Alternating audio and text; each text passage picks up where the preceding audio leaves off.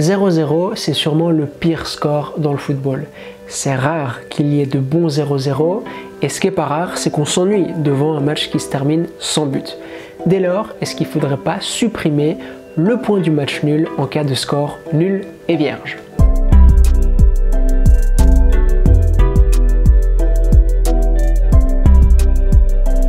Hey, j'espère que vous allez bien et j'espère que votre équipe préférée va bien.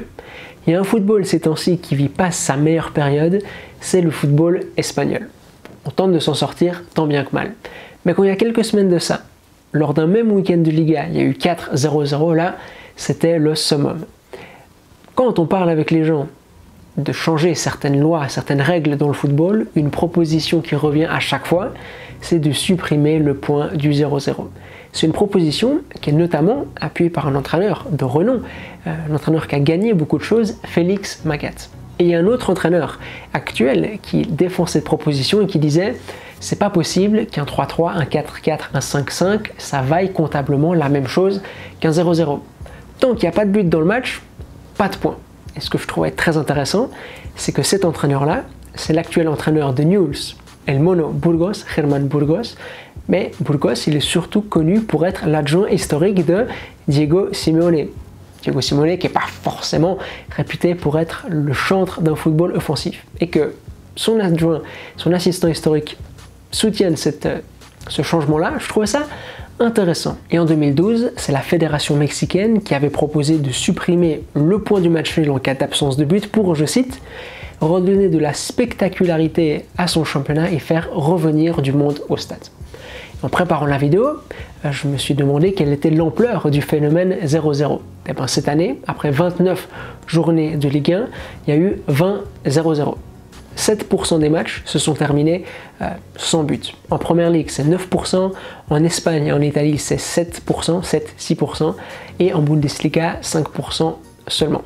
Et en Ligue 1, il y a une équipe qui est particulièrement coutumière des 0-0, pauvres supporters, les Girondins de Bordeaux, 5-0-0 cette saison. Et je me suis dit alors que ce serait intéressant de refaire le classement de la Ligue 1 après 29 journées en supprimant le point du match nul quand il y a eu 0-0 et regarder ce que ça donne. L'OM perdrait une place au profit de Lens, Rennes perdrait une place au profit de Montpellier, et des équipes ensuite comme Brest ou Strasbourg ou même Nice gagneraient une place et des équipes comme Reims et surtout les Girondins perdraient une ou plusieurs places. On voit quand même que ça n'a pas un effet drastique, mais il y a quelques changements au classement du championnat. Et après cette introduction un peu longue, commençons par les arguments en faveur d'une suppression du point du match nul en cas de score nul et vierge. Premier argument, c'est pas normal qu'au coup d'envoi d'un match, sans avoir absolument rien fait, on ait déjà un point. Si on supprime le point du 0-0, il faudrait au moins être un minimum entreprenant pour avoir une récompense à la fin. Le statu quo ne vaudrait pas. Il faudrait chercher à faire quelque chose au lieu d'être dans cette attitude de passivité, de spéculation. Deuxième argument, les équipes passives spéculatives, et là les entraîneurs qui sont souvent pointés du doigt, c'est Simeone et Mourinho, leurs équipes, pour beaucoup de personnes, sont ennuyantes. C'est pas ce qu'on aime dans le football. Ce qui fait vibrer les gens, c'est le but.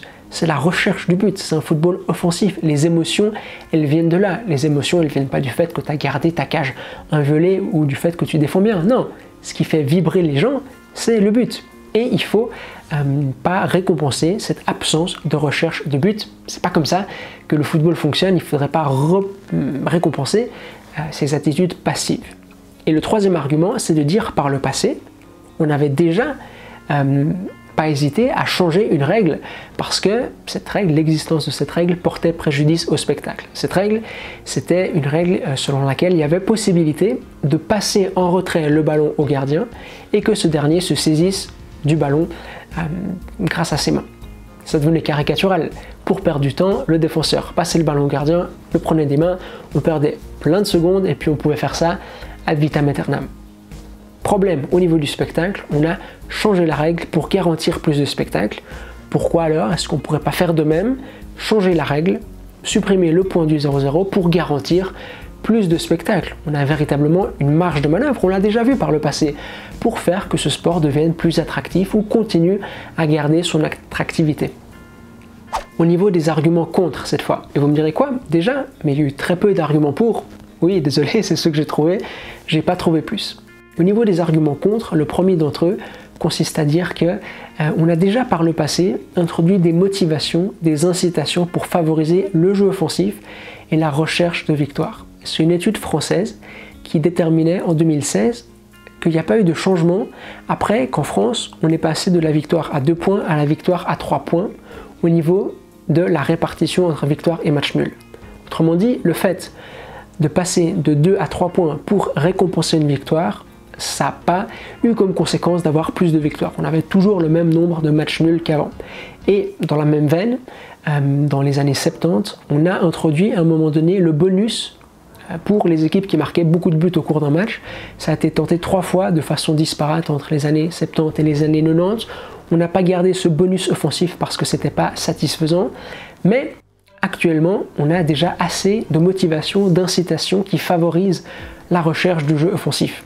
La victoire à 3 points, mais le fait qu'en fin de saison, dans beaucoup de championnats, ce qui compte pour départager 2 équipes qui ont le même nombre de points, c'est la différence de but. On aurait parfaitement pu choisir un autre critère, l'équipe qui a encaissé le moins de buts. Mais non, on a choisi la différence de but, un critère qui récompense le jeu offensif. On a du coup déjà assez de critères pour favoriser la recherche du jeu offensif. Deuxième argument, et ça pour moi c'est l'argument le plus fort, c'est de dire que supprimer le point du match nul, c'est favoriser un type de football au profit d'un autre. C'est légitimer un type de football au profit d'un autre, le football offensif. L'idée selon laquelle 0-0, ce ne serait pas un score valide, c'est un parti pris. Ok, il y a beaucoup de monde qui n'aime pas les 0-0. Ok, il y a beaucoup de monde qui n'aime pas le football défensif, mais le football défensif n'est pas moins légitime que le football offensif. C'est comme si, selon cette idée, les attaquants, les milieux de terrain, tous ceux qui attaquent, c'est super ce que vous faites, mais les défenseurs et les gardiens, non, vous êtes des rabat-joie qui empêchez le spectacle.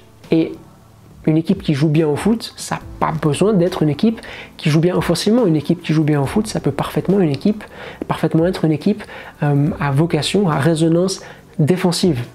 Les points, ils ne viennent pas récompenser la qualité offensive d'une équipe.